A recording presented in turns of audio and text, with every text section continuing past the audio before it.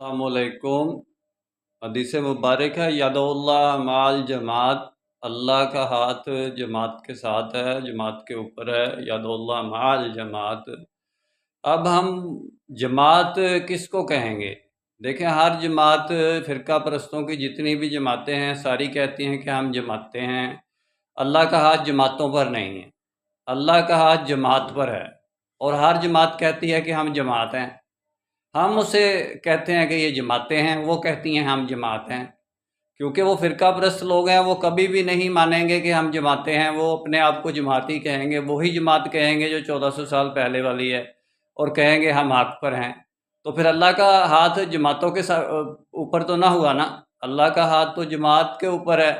वो यदुल्लाह माल जमात तब बनेगी जब वो सारे फ़िरके, सारे तकसीम, सारी डिवाइडेशन ख़त्म करके एक जमात बन जाएंगी। फिर अल्लाह का हाथ भी जमात के साथ होगा।